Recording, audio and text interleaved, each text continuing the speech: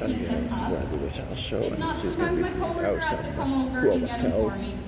and take a Because look once at again, this. sometimes he doesn't like me. He likes other people, not me so much. So let's see what Fred's up to. Hello, Fred. Fred is being very energetic today. Hello. And I think he's up my phone. There you go. Come on. Fred, stop being difficult. Alex, are you in the building? Can you grab my friend Fred? He's being weird. Hi, Fred. See, Fred likes to do a little dance, and I don't know if he's dancing or not. Fred's always being very difficult. He doesn't do that with me. See, he likes my friend Alex much more than he likes me. Which kind of makes me feel bad about myself. All right. So here's my friend Fred. Not me. All right. So what animal do I have here, guys? Ooh, a scorpion. Ooh. It's a scorpion. Emperor You are scorpion. right. See, this is the Asian forest floor scorpion. And just like his name, he comes from Asia. And he lives on the forest floor. I love when animal names are that easy. So this is one of the larger species of scorpion out there. If you were to measure him all the way from the front, all the way to the back of Guys, his he tail, has a freaking he might be scorpion. about 4.5 inches in length. He's pretty big, but there's been some specimens that have been found almost double in size at 8 inches long, which is pretty impressive. Now, do you think that my friend Fred here is venomous? What do you think? He is absolutely venomous. You're right. He's not poisonous. Do you guys know the difference between poison and venom? Anybody want to take a guess? No? All right. Well, let me tell you. So, guys, poison has to be ingested or absorbed for it to hurt you, while venom has to be injected through a stinger or a fang. So, guys, now that we know the definition between venom and poison, who here's been venomated before? I have. He knows. Well, guys, have you ever been stung by a bee or a wasp? Raise your hand. You've been envenomated. Did you die? Did your life flash before your very eyes? Was there sirens? Did you have to go to a hospital? No, of course not. Unless you're allergic to it, of course. You see, bees and wasps, they do have venom. They're venomous. And that's why when they sting you, it kind of hurts quite a bit. It almost feels like you're being burned. So people ask me, why isn't this animal biting you, pinching you, or stinging you? Well, I want to talk about a study that was done in 2016 on black widow spiders. We all know that black widow spiders are very well known for being extremely venomous and deadly towards humans, despite their small size. Even my boss one time, he had a black widow spider, and I had to ask, you're very brave, why are you picking that animal up, knowing very well that it could bite you and kill you? Well, in the study that was done in 2016, they decided they wanted to figure out, what does it take to make a black widow spider want to bite you? Well, they did everything to a black widow spider you just should not do. They poked it, they prodded it, they squeezed it, but the only thing that made that black widow spider bite consistently almost 80% of the time was only if you squeezed it in such a way that made the spider feel like it was being eaten or going to die. So we can apply that to this little guy here. He's not pinching me, he's not stinging me, because I'm not bothering him. Guys, are you gonna go fight someone that's not bothering you? Unless you got a little chip on your shoulder, you know what I mean? See, I'm from Toronto, and I know very well that humans are the only animals out there that will bite you unprovoked. See, you look at someone the wrong way in Toronto and they want to be like, what are you looking at me for? Let's go, come on. Legit, on the subways in Toronto, it says, don't want to make eye contact? Read a subway ad. You will find that all over Toronto subways, I'm serious. All right, so he's not going to sting me because I'm not bothering him, and he's not moving because right now I'm kind of like his little couch, or even like a little bed for him. You see, if I didn't have to get up and come to work this morning, I wouldn't have moved either, to be quite honest with you. All right, Now, if you were to sting me, as I said before, it's just kind of like being stung by a bee. Yeah, it would hurt, but I'm not gonna die. There's about 2,000 different species of scorpion out there, and only about 25 to 30 of them are potentially lethal to humans. Most of the time, when people are stung by scorpions, it's honestly by pure accident. See, their venom is mostly for their food, to subdue and kill their prey. Their venom isn't strong enough to hurt a human being. So when people get stung, it's because these guys love to hide in dark, small spaces. So your shoe looks like a really nice new home for him to go crawl into. Or even your jacket. So you go in the morning, you go put your shoes on. Does this little guy have the voice to tell you, hey, excuse me, I'm down here, please don't step on me, you're absolutely massive and you're going to crush me? Let's take a look. No, what's he going to do to let you know that he's there? Alright, and that let's you're take a gonna look in actually here. kill him? He's gonna sting you. But I think that's pretty fair game. It's his life over you getting hurt on the foot.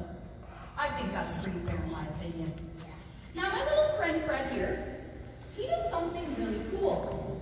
Now I'm not sure who figured this out and why a scientist decided to go out in the wild and bring one of these. What I have here is a black light. Adults definitely know what black lights are, especially if you've gone to lots of parties back in your day. All right. And my friend Fred here, he doesn't exactly understand that it's an event, and he will sometimes just walk away from him. Please don't, Fred. He will just walk off. They're not very smart. There we are. So this is what my friend Fred does. And I shot it. Light over him. Nice. All 2,000 species of scorpions glow under UV black light. You can even take a good look at the fact What? that he has 2 eyes on the top of his head. He has 8 eyes in total, just like a tarantula or a spider. He's got 2 on top and 3 on either side. Even though he has 8 eyes, he cannot see very well, unfortunately. And they are nocturnal as well. So I kind of like to tell people that he's like a lobster puppy. See, he looks like a lobster. He is cute. But when I take my light off and we take a good look at him, you can see that he has all these little tiny hairs all over his legs, and even on some of his pincers. And the reason why I say he's like a lobster kitten is because those hairs kind of act like the whiskers on a cat. So those hairs will help him feel around and know if there's something rubbing up against him or if there's an obstacle in his path. See all those little tiny hairs over his claws and even on his legs. When you take a good look at him. You want to take a look? Oh yeah, he's a little creepy, I know, but he can't jump, they can't even climb. They honestly will just walk off your hand. Which is why it's actually very important to make sure that you don't drop these guys. How do they sting? You see a stinger on the back? That's where his venom is, and that's where his stinger is. Yeah, they have hairs, little tiny hairs all over their body, so they know what they're doing and what's going on. Now, I'm going to put my friend Fred away.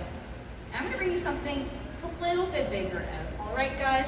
So can we say goodbye to Fred? All right. The next animal that I'm bringing out is a little bit bigger. Fred the scorpion. I like my animals bigger because they're a lot more fun that way. Now, I'm not too sure why Fred doesn't like me very much. I'm actually very sad about that. But this next animal, I love them. And I will do these as pets at home. Hello, Georgina. All right. So my next animal that I'm bringing out is Georgina the ball python. So you can see she's a decent sized snake. Now these guys, as I said, are the ball pythons. Just because she's a python doesn't mean that she's going to get absolutely massive and eat your dog, maybe eat all the food in your fridge, maybe steal your girlfriend. Is she going to do that? No, she's not going to do that. So guys, there's lots of different types of species of python out there, and this is one of the smallest. They will only get about 3 to 4 feet. 3 to 4 feet in length on average, so they don't get too big. And because of that, that's what makes them really popular pets. They're easy to keep in a nice 20-gallon tank, you're able to make room for these guys pretty easily. They're also very popular pets because they're extremely docile. I kind of like to say that these guys are like the golden retrievers of the snake world. Somewhere out there, someone's been bit and attacked by a golden retriever. But rule of thumb, golden retrievers are pretty good dogs, right guys? They're very well known for being great family pets and being great with children. That's why I say these guys are kind of like golden retrievers. Somewhere out there, yeah, there might be a ball python that's got a bit of attitude to him and maybe wants to bite you. Most of the time, they're rather docile and extremely calm. Now, as I'm bringing him around, I want you guys to take a good look at his face. Because on his face, around the top of his mouth, he has something called heat sensing pits. You see those red little ridges along the top of his mouth? So those heat sensing pits, they help him see thermal, meaning that he can pick up the heat from other animals and things going on around him. Take a look at that. You see those heat sensing pits? So even though he has eyes, he doesn't have the best eyesight. If anything, he's going to rely on his other senses, like those heat sensing pits that are on the roof of his mouth, as well as smell and vibrations. Now, another cool thing about snakes is that forked tongue of theirs. We all know that these guys have that beautiful forked tongue that they're very well known for flicking out. Now, the reason why they're flicking their tongue out all the time is not because they're sticking their tongue out to be mean. It's how they smell.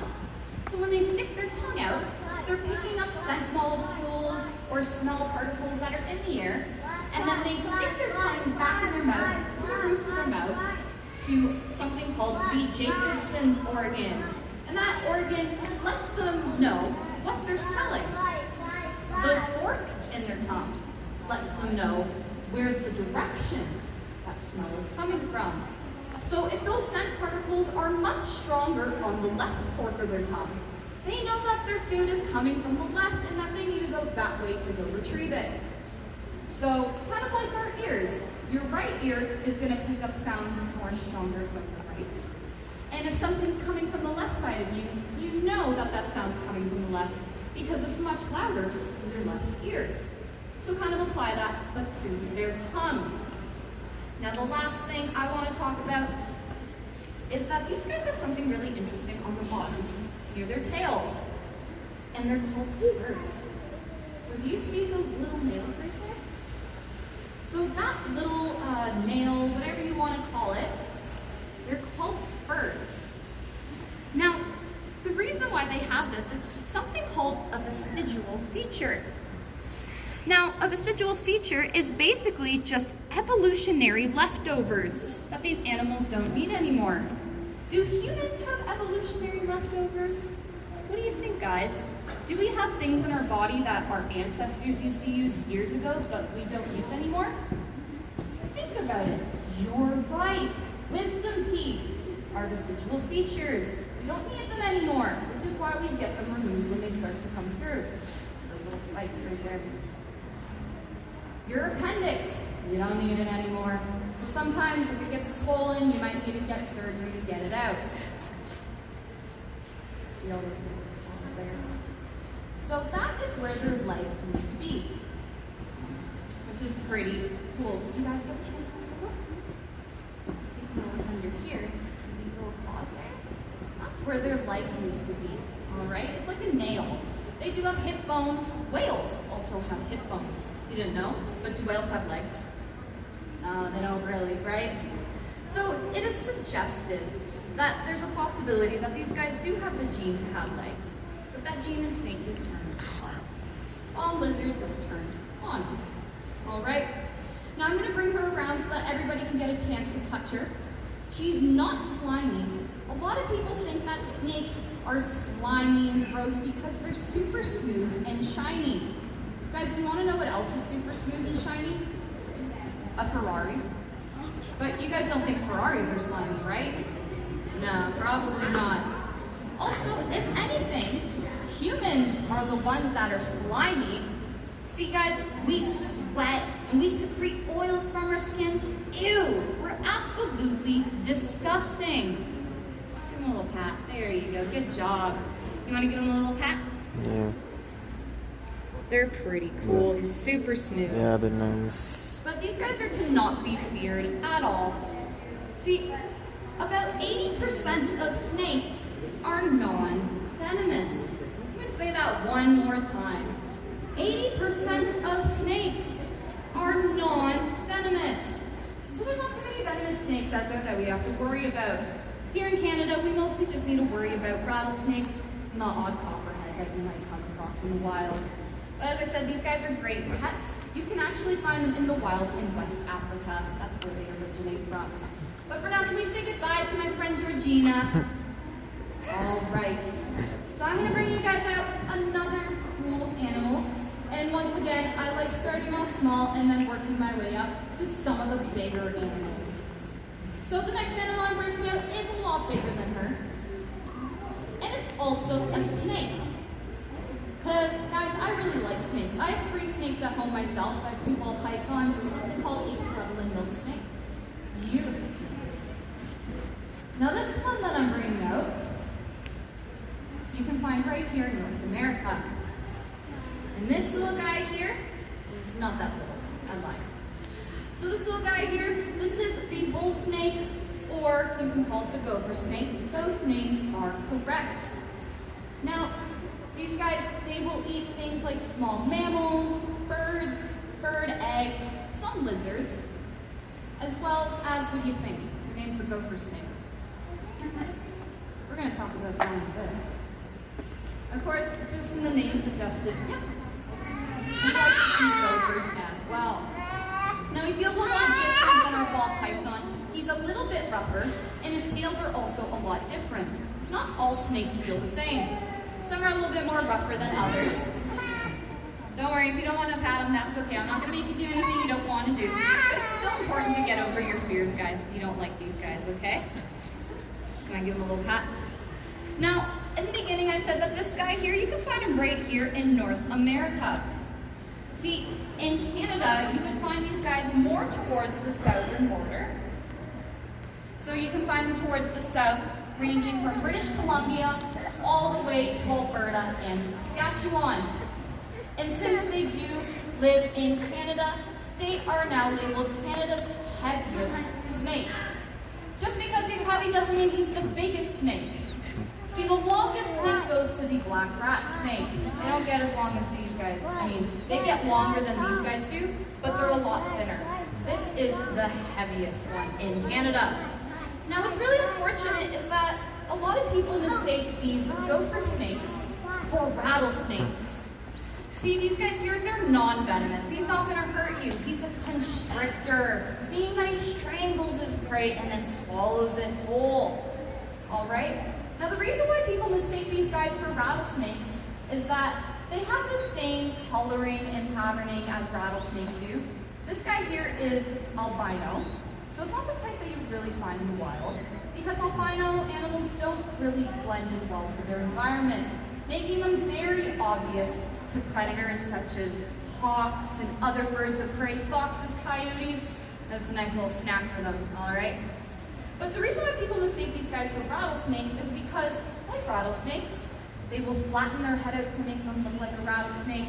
They'll hiss loudly like a rattlesnake, and then they'll also vibrate their tail really fast to sound and look like a rattlesnake as well. We call this mimicry. But because they are mistaken for rattlesnakes, a lot of people kill them.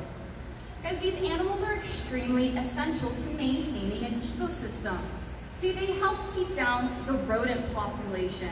We don't want too many rats and mice running through our homes, right? Nope. That's why they hang on to you. A lot of people think when snakes are squeezing you that they want to eat you. That's not it. It's kind of like when you hold your mom's hand when you walk across the street. Makes you feel safe, right? So if I let go of him, he's still hanging on. All right? So the way that you can tell the difference between these guys and rattlesnakes is that these guys here, if you take a good look at their eyes, they have nice round pupils, makes them look a little bit cuter, compared to, say, what rattlesnakes have, which is that typical cat eye slit pupil look to them. These guys, their pupils are nice and round. He's going to shed soon, so his eyes are a little bit foggy. And you can definitely give him a little touch. Another way you can tell the difference between these guys and rattlesnakes is, you remember how I showed you our ball python and how it has heat sensing pits around the roof of the mouth? Well, these guys here, they don't have heat sensing pits. See, heat sensing pits are mostly unique to vipers, so things like rattlesnakes and boas and pythons. Those are the type of snakes that will sport those heat sensing pits. But as you can see on this guy, he doesn't have any at all. All right?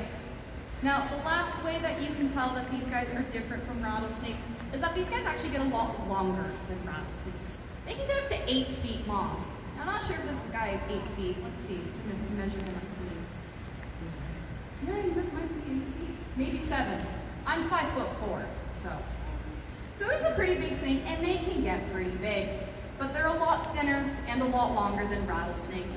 While the rattlesnake that you can see later in our other show is a little bit fatter and not as long, all right? Now these guys also get killed a lot because they love to sunbathe. They love to sunbathe so much that sometimes they get skin cancer.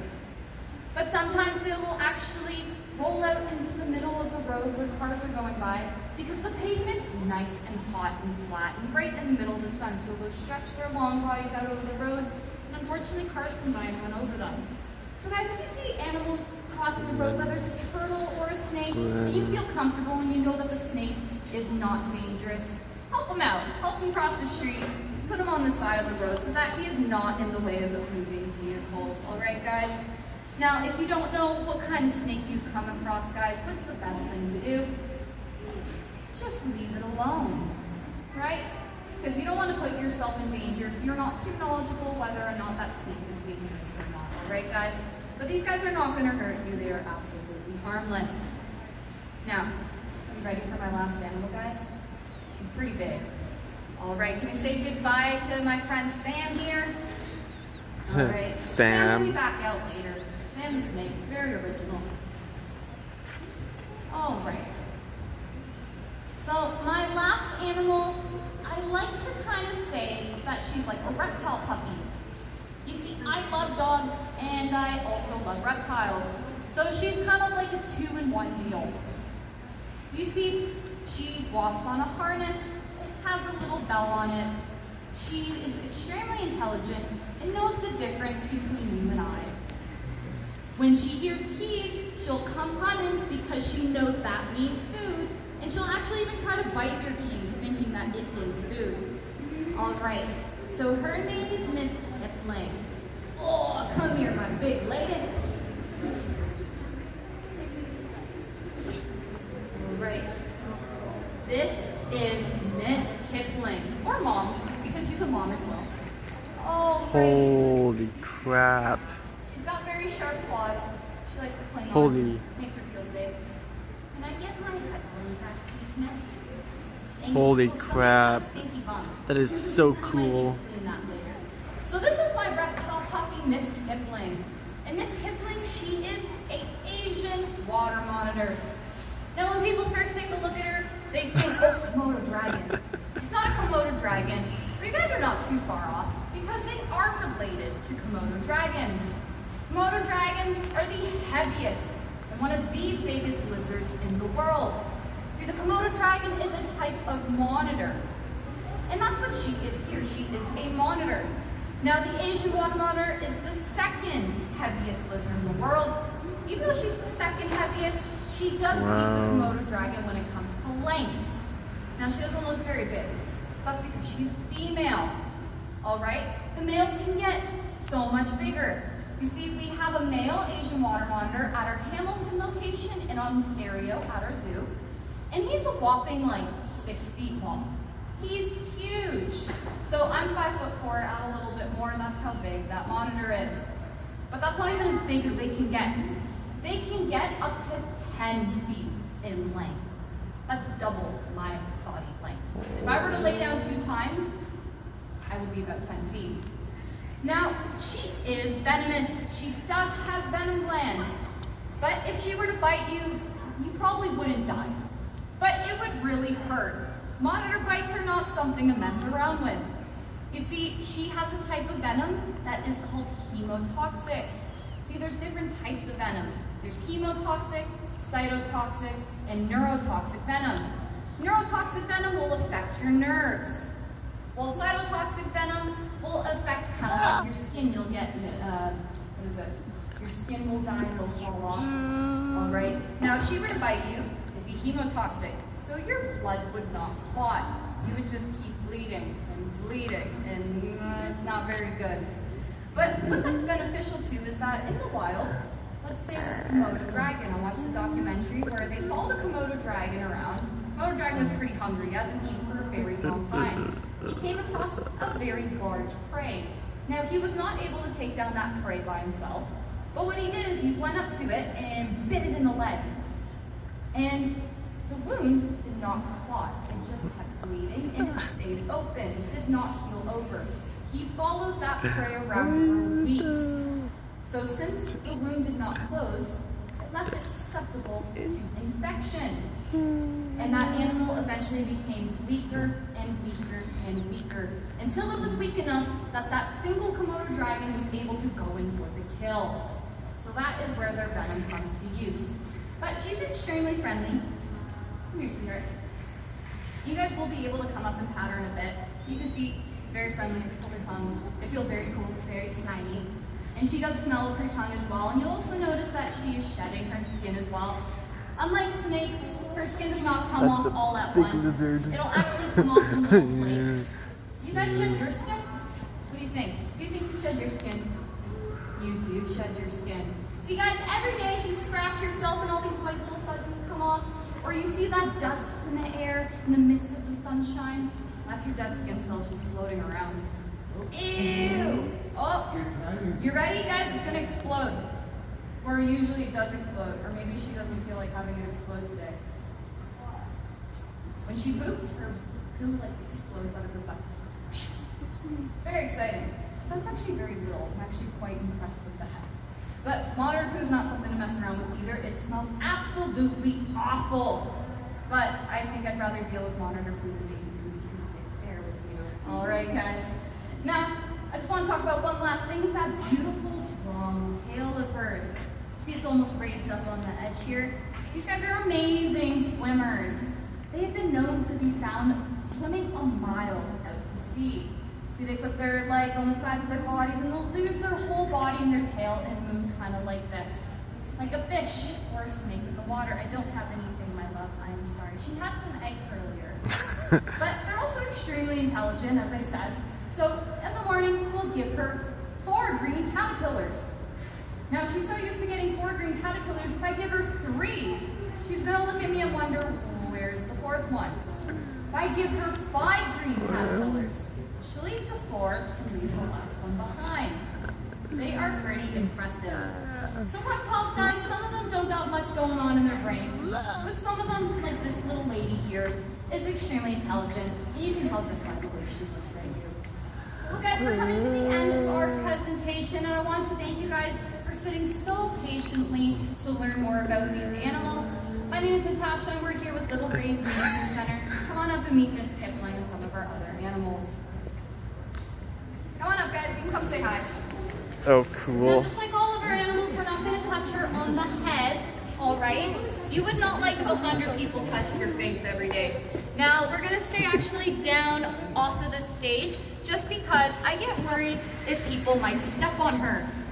Now guys, she's extremely nice like I said, but if you step on her or poke her in the eye or do something that she doesn't like, what is she gonna do? Tell you to back off. Bite. Yeah, she's gonna bite you, okay? Now she might not always bite, she's really Wow, good. that is But that's why that we're is just so gonna cool. avoid the head area. Oh, see, look at her. She's like, what do you Not the head. Oh, yeah. This is the I know. same harness we have for our cat. The exact Oh, same. it feels just so ours is cool. red. We'll wait we'll stay until everybody else moves. And then we'll... She feels just like a basketball. Yes. This is the same harness that we use on our cat. It is a cat harness. We got it from PetSmart. Same way we got ours, just ours is red. Yeah. Wow. That is so cool. He's a big lizard. Yeah, she's a pretty big lizard. You want to What- come pat her tail? She's going for a walk now. Yeah.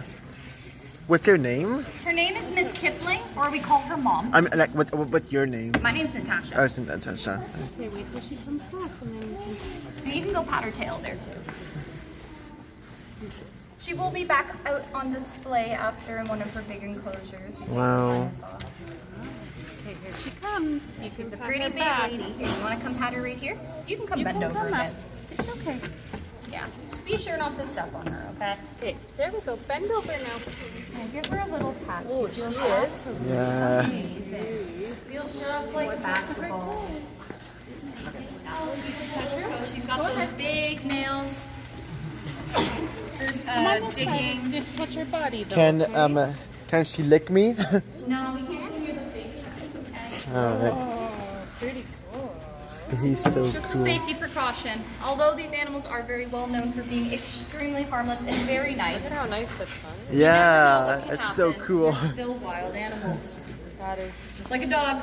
You never know. A dog can bite you at any Beautiful, point as well. Yeah. But I do trust snakes more than I trust cats. Yes. Cats are not to be trusted, in my opinion. Alright, I'm gonna look at the other reptiles now. So we're going to be starting our next presentation in probably about 30 minutes. It'll be done by starting with the right here. We are in our own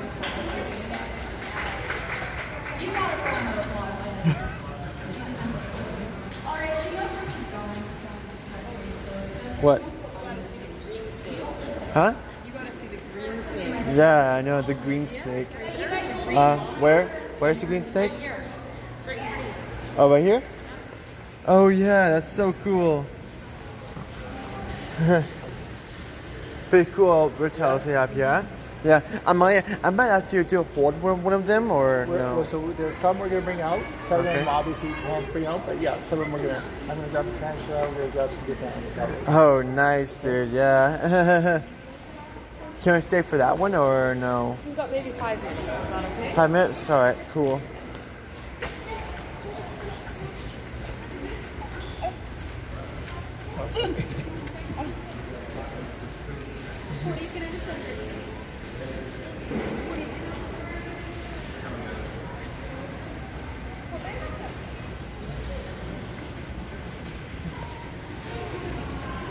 Whoa.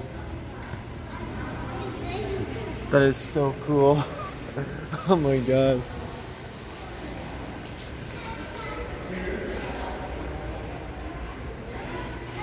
Alright guys, I think that's it for the reptile show. I'll get back to you guys maybe in a video. See ya.